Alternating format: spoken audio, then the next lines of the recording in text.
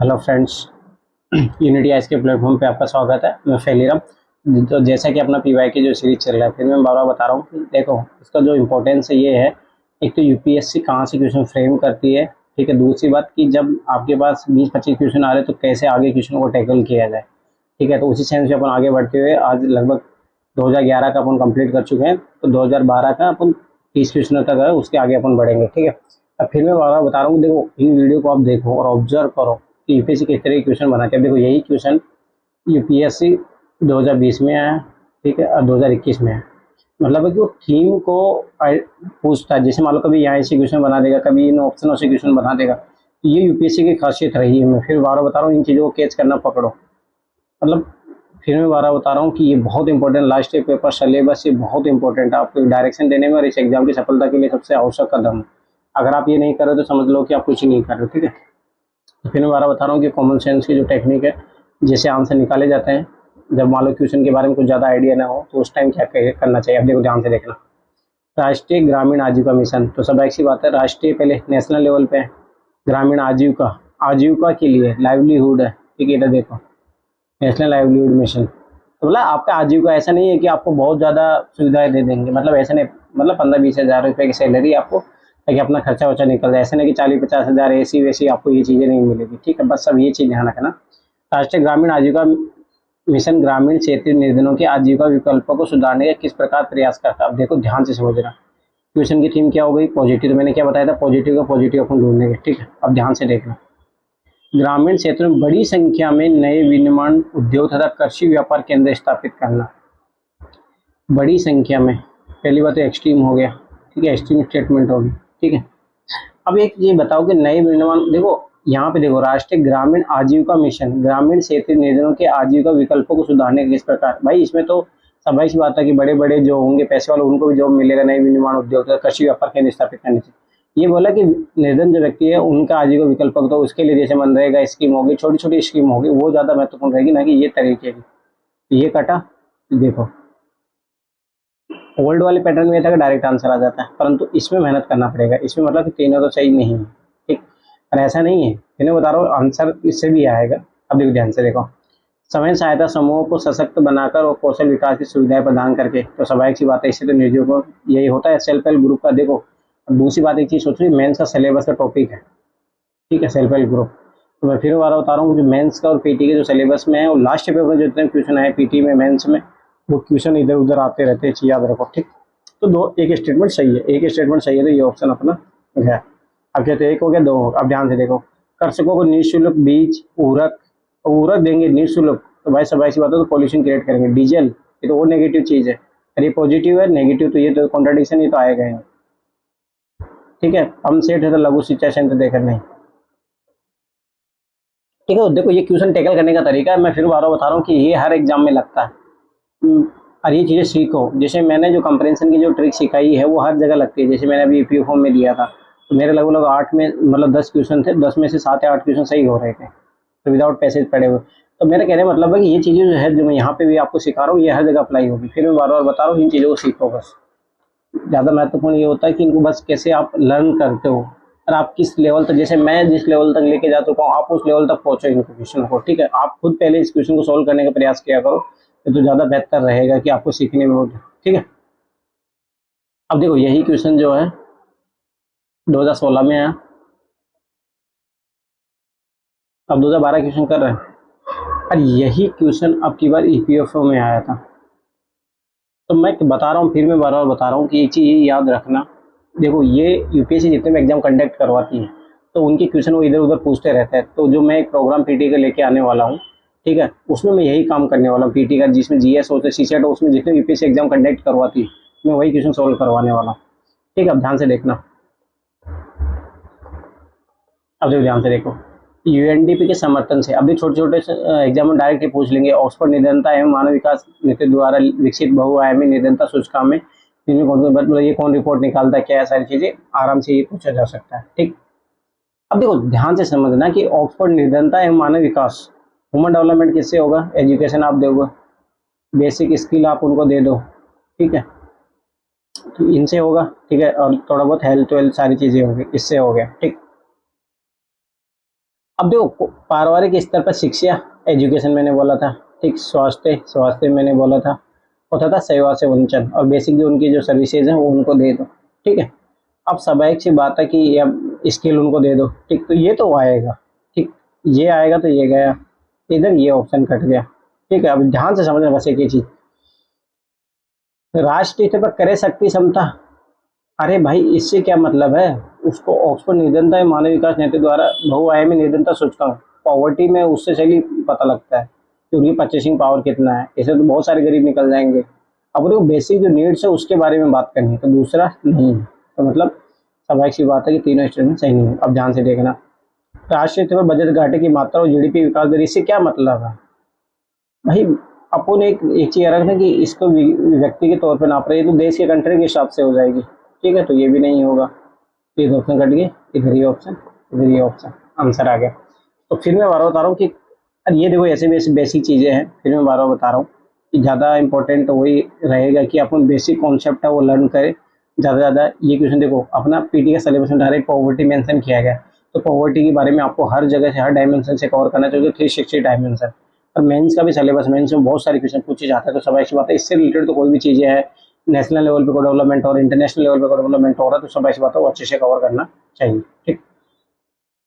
अब देखो जब मैं सीरीज ले रहा था ये पीवाईक्यू का, जब मैं 2023 को टारगेट करके, तो मैंने वहाँ पे बोला तो देखो फाइनेंस कमीशन वाले यूपीएससी ने बहुत बार क्वेश्चन पूछा था, अब की बार भी पूछेगा, तो अब की बार देखो पूछा उन्होंने।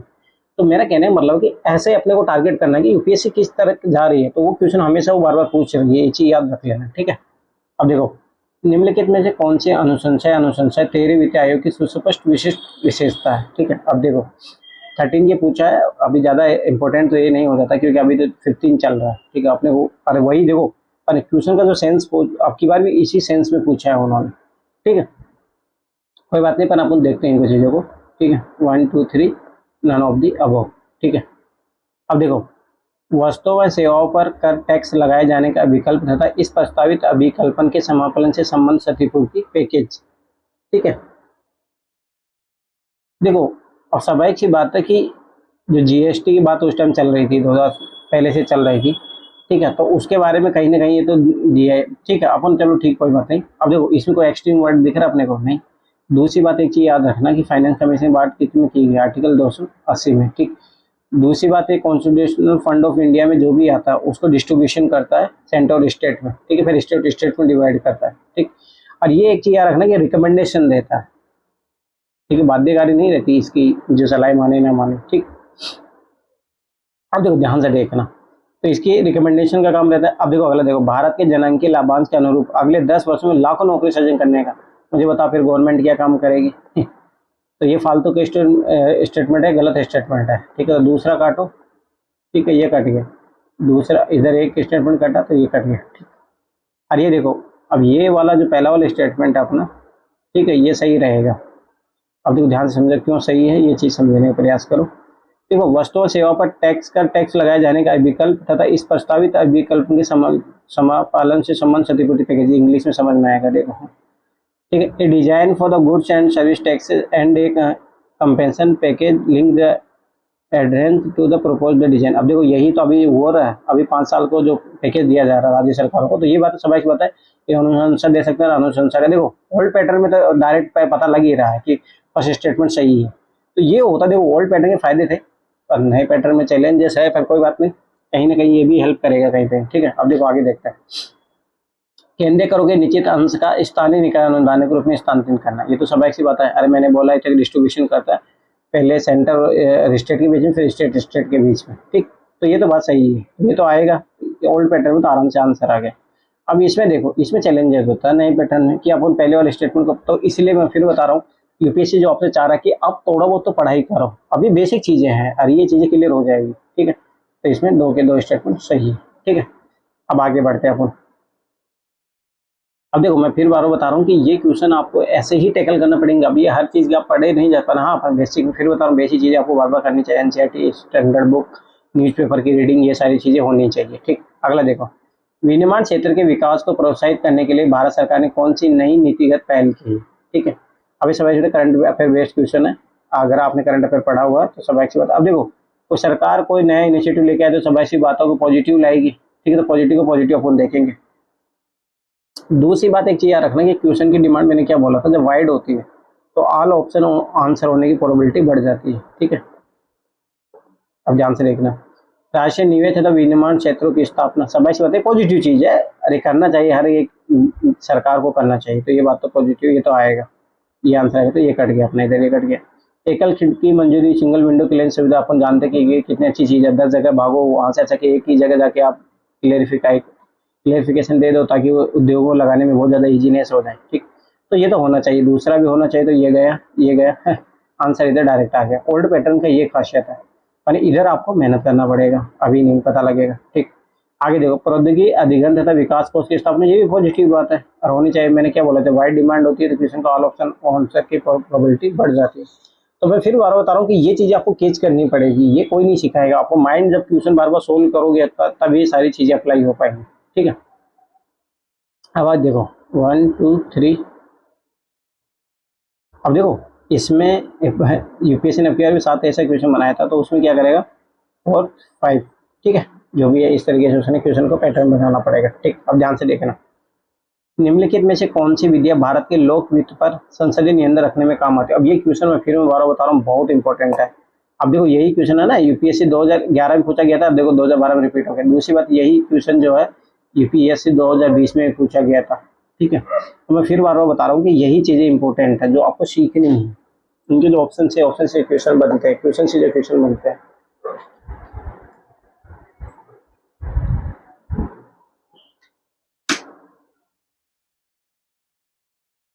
अब देखो ध्यान से समझना, पहले बात सबसे इंपॉर्टेंट है कि क्वेश्चन को समझना, क्वेश्चन से ये आंसर आएगा, ठीक है।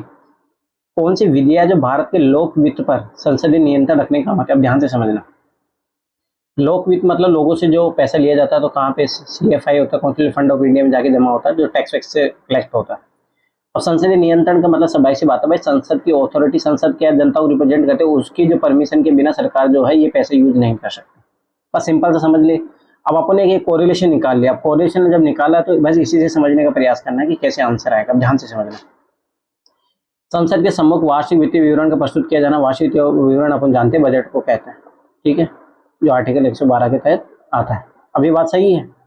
अब भाई ये सब सवाई की बात है, उससे जब बजट पारित होता है तो भाई संसद का उसमें वोटिंग होता है, सारी चीजें होती है, ये तो आएगा, तो ये आएगा, तो भाई एक तो जरूर आएगा आंसर, ठीक। आगे देखो, विनियोजन विधेयक के पारित होने के बाद ही भारतीय संचित निधि से मुद्रा निकाली जा सकती है, तो ये भी अपने को पता है, आर्टिकल 117 और 114 के ऐसे प्रावधान वहां से किया जाता है, तो दो भी आएगा, ठीक। आगे बढ़ते हैं, अनुपूरक अनुदानों तथा लेखानुदानों का प्रावधान। अब देखो ये है ना, ये वाला क्वेश्चन अब देखो ध्यान से समझना, ये यूपीएससी 2014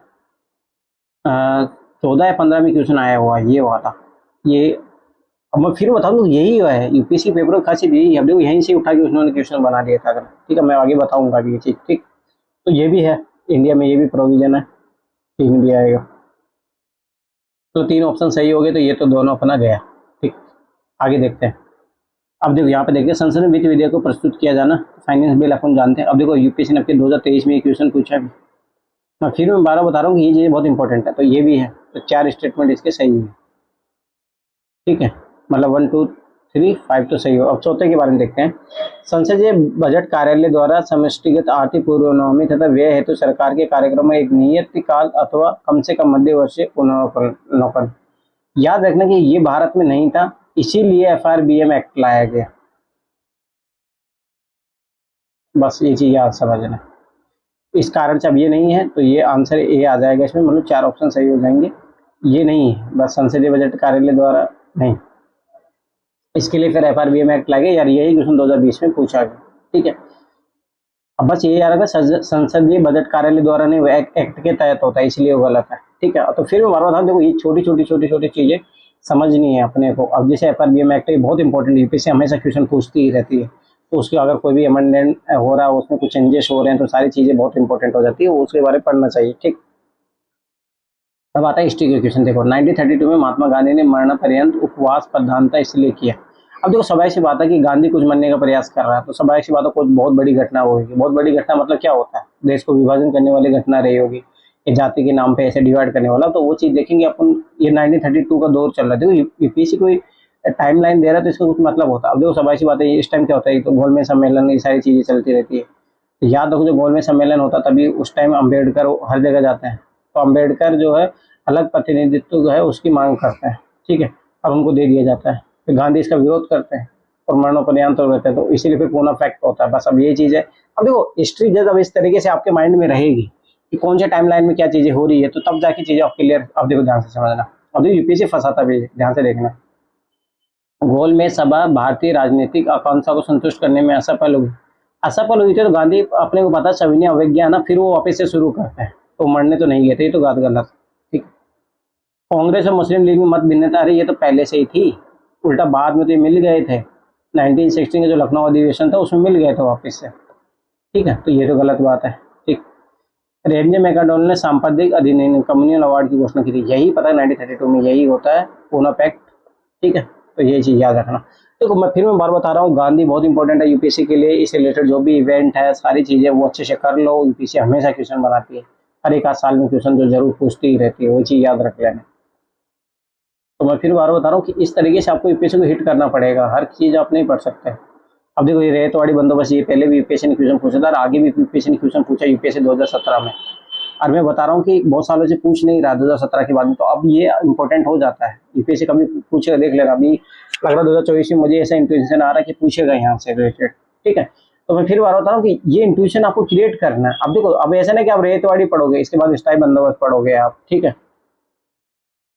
ठीक है, स्थायी बंदोबस्त हो गया, महलवाड़ी हो गया, अभी तीनों पढ़ेगा और अच्छे तरीके से पढ़ना, कंपेरिजन करके यूपीएससी पूछता है और उसी में ही कंफ्यूज क्रिएट करता है। तो ये चीज यूपीएससी की जो माइंड सेट है क्वेश्चन बनाने का, उनका वो माइंड सेट को कैच करो, फिर मैं बता रहा हूँ, ठीक है। अब ध्यान से देखना, रेतवाड़ी बंदोबस्त के संदर्भ निम्नलिखित कथनों पर विचार। अब देखो सबाई बात, उस टाइम अंग्रेज थे, अंग्रेज हमेशा लूटने के प्रयास करेंगे, ठीक है, तो वो कुछ ना कुछ अपने फायदे के लिए रिलेटेड काम करेंगे। अब देखो अपन रेतवाड़ी बंदोबस्त बारे में जानते हैं कि 51% सेटअप पे लागू था ये, ठीक है। दूसरी बात एक चीज याद रखना कि 1793 में आया था, ठीक है, और नहीं सॉरी, रेतवाड़ी तो उस टाइम तो स्थायी बंदोबस्त आया था, ठीक है। अभी बस इतना ये समझने का प्रयास करो कि अब देखो यही क्वेश्चन 2017 में आया था कि ये कौन लाया था, थॉमस मुनरो हो गया, अलेक्जेंडर रीड हो गया, ठीक है, उन दोनों ने लाया था। मतलब जो भी है, मतलब कि कहने का मतलब है कि इन चीज़ों की क्लियरिटी रहेगी। अब देखो जो मैं पीवाईक्यू वाले जो सीरीज लाऊंगा, जो मैं पीटी का मैं बैच लाऊंगा, और उसमें अपन जैसे मान लो रेतवाड़ी बंदोबस्त दिख गया तो मैं वहाँ पे तीनों पढ़ाऊंगा, रेतवाड़ी बंदोबस्त हो गया, ठीक है, मालवाड़ी हो गया, स्थायी बंदोबस्त, उसके बारे में जो भी अभी इसने इस क्राइटेरिया क्वेश्चन पूछा तो वहाँ पे उस क्राइटेरिया से अपन पढ़ेंगे। तो ये तरीका होता है पढ़ाई का, मैं फिर बार बता रहा हूँ, ठीक है। चलो ठीक, कोई बात नहीं, फटाफट से अपन करते हैं। अब देखो ध्यान से देखना, किसानों द्वारा लगान सीधे सरकार को दिया जाता है, भाई सब की बात है, रेतवाड़ी अंग्रेज अपने फायदे के लिए चीजें करेंगे, तो ये बात तो सही है, ये बात सही थी। इधर ये भी ऑप्शन कट गया, सरकार रेतों को पट्टे देती थी। देखो क्या होता है, पहले जमींदारी सिस्टम ऐसा होता था, जमींदारों को पट्टे दिए जाते। अब उस टाइम फिर रेतवाड़ी बंदोबस्त लाए गए, तो रेतवाड़ी में क्या किसानों से डायरेक्ट गवर्नमेंट डील कर रही थी, तो समझिए पट्टे भी उन्हीं को दिए जाएंगे। कर लगाने कोई भूमि का सर्वेक्षण हो मिले, भाई समझिए प्रॉफिट है तभी तो पता लगेगा, तो वो ज़्यादा से ज़्यादा रेवेन्यू अर्जित करना चाहते थे, तो सब ऐसी बात है, ये भी सही है। 1 2 3 तीनों स्टेटमेंट सही हो गए। अब देखो मैं फिर बता रहा हूँ, ये चीज़ें बेसिक्स वाली है, तो बेसिक्स को अच्छे से कवर करना वो बहुत जरूरी है, ठीक। अब देखो ध्यान से देखना, ये क्वेश्चन बहुत अच्छा है। और मैंने बता रहा हूँ कि ये होता है जो यूपीएससी के जो होता है ना कि डेवलपमेंट, जब बच्चा उस माइंड पे चले जाए, जब चीज़ों को सोच के आंसर देने लगे, यूपीएससी हमेशा आपसे यही प्रयास करती है, ठीक। मतलब इसका देखो क्वेश्चन ध्यान से समझना, आर्थिक विकास से संबंध जनांकीय संक्रमण की निम्नलिखित विशिष्ट अवस्थाओं पर विचार कीजिए, ठीक है भाई, ठीक है। मतलब ये बोल रहा है कि जब इकोनॉमी डेवलपमेंट होता है तो जो अपना जो डेमोग्राफी ट्रांजिशन होता है वो किस तरीके से होता है। अब देखो एक चीज मैं कॉमन सेंस इस क्वेश्चन को सोल्व कराता हूँ। सबसे पहले इकोनॉमिक डेवलपमेंट जब होता है और मान लो कि पहले बहुत खराब है, तो स्वाभाविक सी बात है कि क्या होगा, अस्पताल नहीं रहेंगे, दवाइयाँ नहीं रहेगी, तो स्वाभाविक सी बात है जन्म दर ज़्यादा रहेगी, ठीक है। उच्च मृत्यु के साथ स्वाभाविक सी बात है जन्म दर भी ज़्यादा रहेगी, क्योंकि जो स्वास्थ्य के बारे में, इनके बारे में ज़्यादा जब अवेयरनेस नहीं रहेगी तो सारी चीज़ें हैं, तो सबसे पहले आएगा उच्च मृत्यु दर के साथ उच्च जन्म दर, ठीक है। अब देखो स्वाभाविक सी बात है ये दोनों ऑप्शन कट गए,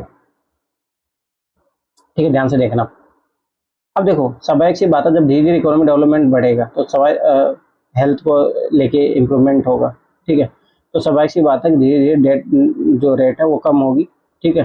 पर जन्म दर अभी भी उच्च बने रहेगी, क्योंकि अवेयरनेस फैलने में ज़्यादा टाइम लगता है, ठीक है, देखो अस्पताल जब खुलेंगे तो लोग व्यक्ति को वहाँ लेके पहुँचने लग जाएंगे, परंतु अभी भी जो डिलीवरी सिस्टम वो नहीं हो रही होगी। ठीक, दूसरी बात फैमिली प्लानिंग के बारे में पता नहीं होगा लोगों को, तो सब ऐसी बात है, 2 के बाद में 3 आएगा, तो ये ऑप्शन गया। ठीक, फिर जब और ज़्यादा इकोनॉमिक डेवलपमेंट होगा तो और ज़्यादा क्या होगा, निम्न मृत्यु दर होगी, साथ निम्न जन्म दर भी होगी। जब मान लो कि जो कॉन्ट्रासेप्ट उनके यूज को बढ़ेंगे, फैमिली प्लानिंग के बारे में जब ज़्यादा चीज़ें बढ़ेगी, अवेयरनेस आएगी लोगों में, तो सारी चीज़ें की ये सब ऐसी बात है, ये इस कंडीशन में होता है। अब तो ये चीज़ें क्वेश्चन ये है अच्छे लेवल की क्वेश्चन, और ऐसे भी डायरेक्ट एनसीईआरटी का क्वेश्चन है, अगर आप जाके देखोगे तो वहाँ पे सीधा सा है। ठीक है, 12th एनसीईआरटी का क्वेश्चन आओ। ठीक, अब देखो फिर मैं बारह बता रहा हूँ, देखो यही क्वेश्चन आगे जाके फिर 2013 में पूछा गया, 2014 में पूछा गया, और अभी भी यूपीएससी पूछ सकता, तो इन चीज़ों के बेसिस से अच्छे से कर लेना चाहिए। कौन कौन इंडस्ट्री में आता है, इनका वेटेज क्या है, ये सारी चीज़ें आपको पता होनी चाहिए, फिर मैं बार बार बता रहा हूँ।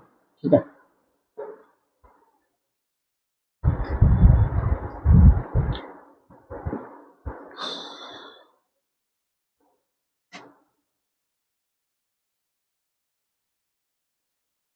अब देखो ध्यान से देखना, सही तो सुनना है। भारत में औद्योगिक उत्पादन सकल सूचकांक में 8 मूल उद्योगों के सूचकांक पे संयुक्त 12 है। ठीक है, इनमें कौन कौन से उद्योग मूल उद्योग, अब देखो मूल उद्योग का मतलब ये होता है कि उससे और जाके और उद्योग बन जाए, परंतु वो सबसे मेन इंपॉर्टेंट भूमिका में रहेगा। ठीक है, ये चीज़ है याद रखना। ठीक है, अब देखो सीमेंट है, तो सीमेंट हर उद्योग में काम आती है, आप रियल एस्टेट में देख लो, हर जगह काम आती है, तो ये तो रहेगा। ठीक है, ये मतलब जो भी ऑप्शन मान लो इसके। अब ध्यान से देखना, फर्टिलाइजर है, दवाइयों में बहुत जगह काम आता है, एग्रीकल्चर में काम आता है, तो मूल उद्योग के रूप में रहेगा। प्राकृतिक गैस है, सब ऐसी बात हर जगह काम आती है। रिफाइनिंग प्रोडक्ट है, ये हर जगह काम आती है। ठीक है, फिर दूसरे उद्योग का बेस बनते हैं, तो 1 2 3 4। ठीक है, अब ध्यान से देखो, वस्त्र उद्योग कहाँ पे दूसरे, ये तो ऑलरेडी कई एक उद्योग है। अब वस्त्र उद्योग किसी का बेस नहीं बनते हैं जहाँ पे, जूट जरूर बन जाएगा। ठीक है, पर ये चीज याद समझो, वस्त्र उद्योग नहीं है, तो वस्त्र उद्योग नहीं है, तो ये 4 ऑप्शन सही होगा। ऐसे भी ये पता होना चाहिए आर्टकोर इंडस्ट्री क्या है, इसका वेटेज देखो। अब देखो अगर आप थोड़ा बहुत आइडिया लगाओ, 2012 क्वेश्चन है, 2013-14 में फिर से क्वेश्चन आया है, तो वहाँ पे वेटेज के आधार पर पूछ लिया है, तो ये चीजें होती है कि आपको ये R&D यूपीएससी यही जानना चाहता है। अब देखो ये क्वेश्चन फिर अब क्या यूपीएससी 2023 में आया, मैं बारह बता रहा हूँ कि ये बहुत इंपॉर्टेंट है। ठीक है, अब जो इसमें ये जो है, ये पता नहीं कितनी बार क्वेश्चन पूछा गया है इनके बारे में, तीनों के बारे में। चलो कोई बात नहीं, आगे देखते हैं। भारतीय संविधान के निम्नलिखित में कौन से प्रावधान शिक्षा पर प्रभाव डालते हैं। मैंने बोला था इम्पैक्ट, कोई डायरेक्टली डाल सकता है, इनडायरेक्टली डाल सकता है, सारे देखिए क्वेश्चन की डिमांड वाइड है, तो सब ऐसी बात है, ऑल उत्तर होंगे। ठीक है, ध्यान से देखना, तो 1 2 3 1 2 4 5। ठीक, ध्यान से देखो, राजनीति निर्देशित तत्व सब ऐसी बात है, उसमें एजुकेशन के बारे में दिया गया है आर्टिकल 45 में, 0 से 6 वर्ष के बच्चों के लिए। ठीक है, तो ये तो है। ग्रामीण शहरी स्थानीय निकाय में दिया है भाई, उसमें अच्छे खासा दिया हुआ, 11वीं 12वीं अनुसूची में आराम से दिया हुआ। ठीक, 2 भी आएगा। पंचम अनुसूची में भाई सब ऐसी तो ट्राइबल एरिया की बात की गई है, शेड्यूल एरिया की बात की गई है, तो सब ऐसी बात, उसके बारे में एजुकेशन तो होगी वहाँ पे। छठी में भी सब ऐसी बात है, ATM मेघालय, असम, मेघालय, त्रिपुरा, मिजोरम। ठीक है, इसके बारे में अब क्या हो सकता है, ये क्वेश्चन वापस से आ जाए। सप्तम अनुसूची में सब ऐसी बात, वहाँ पे तो डायरेक्ट एजुकेशन के बारे में दिया हुआ है, शिक्षा समवर्ती सूची का जो विषय है। तो फिर मैं बता रहा हूँ कि जब क्वेश्चन की डिमांड वाइड होती है, तो स्वाभाविक सी बात है कि ऑल आंसर जो इम्पैक्ट डायरेक्ट इनडायरेक्ट हो, उस तरीके से हो सकता है, तो ये होगा। तो मेरा कहने का मतलब है, देखो फिर मैं बता रहा हूँ बार बार, यूपीएससी क्वेश्चन से टच में रहो, एटलीस्ट मेरी वीडियो देख रहे हो तो इसे कॉमन सेंस भी डेवलप होते जाएगा। क्वेश्चन को जब नहीं आ रहा तो कैसे करें, क्या सारी चीज़ें हैं, ये भी चीज़ें ऑब्जर्व करते रहेंगे तो बहुत ज़्यादा फायदा मिलेगा। ठीक है, तो थैंक्स फॉर वॉचिंग, फिर अगले नेक्स्ट सेक्शन में यहाँ से अपन करेंगे। फिर मैं बार बता रहा हूँ कि वीडियो को आप देखते रहोगे, तभी धीरे धीरे चीज़ों को सीखते रहोगे। ठीक है, थैंक्स फॉर वॉचिंग।